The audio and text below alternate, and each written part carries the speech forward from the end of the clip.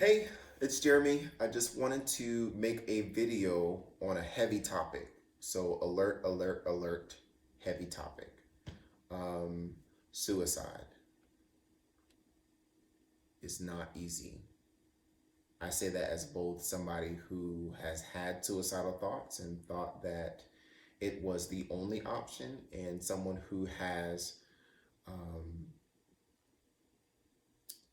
who is a survivor of two family members that committed suicide. If you were thinking about suicide,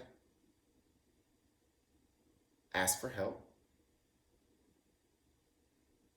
and seek help relentlessly until you get the help that you need.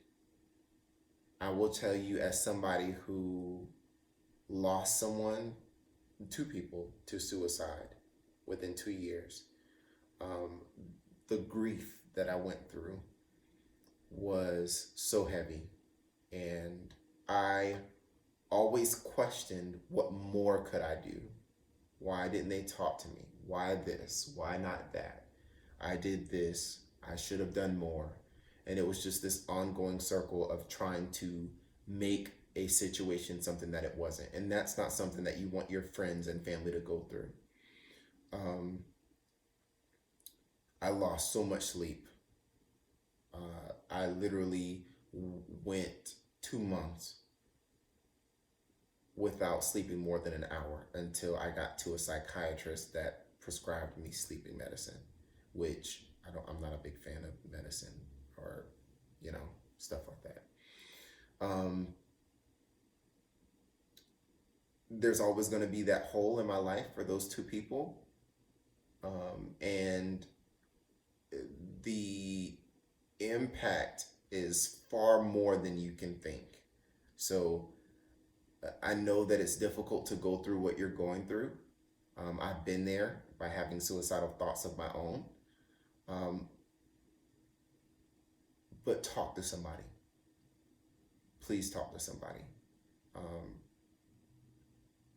Talk to a professional. There's nothing wrong with talking to a therapist. Do your research on if they specialize in that area. Um, Look at Google reviews, look at doctor grades, use it, look at Yelp reviews. Do your homework and protect yourself.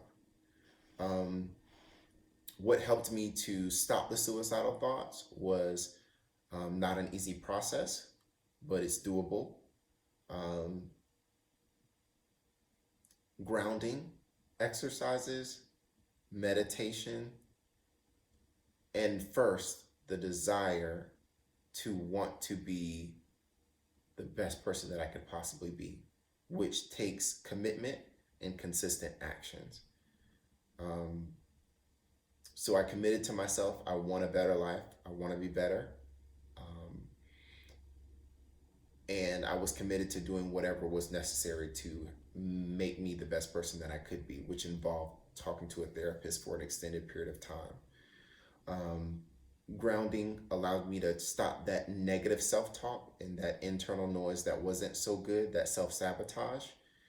Um, Grounding exercises simply allows you to use your senses to have a focal point instead of the negative thoughts that are happening in your mind.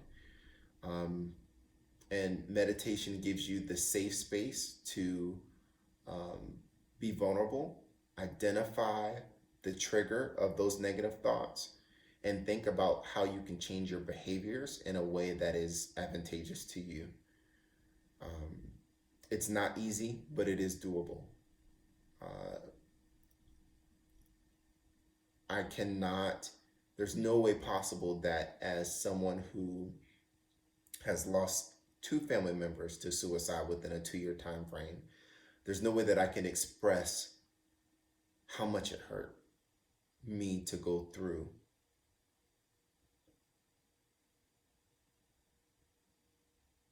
Just think about the impacts of the decisions that you're making.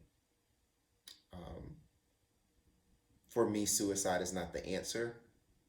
And now that I've gone through it 2 times and I have experienced those negative thoughts in the past, um, I will always be an advocate for mental health awareness. talking to a psychologist or a psychiatrist if you need to, but start with a therapist, just in my experience.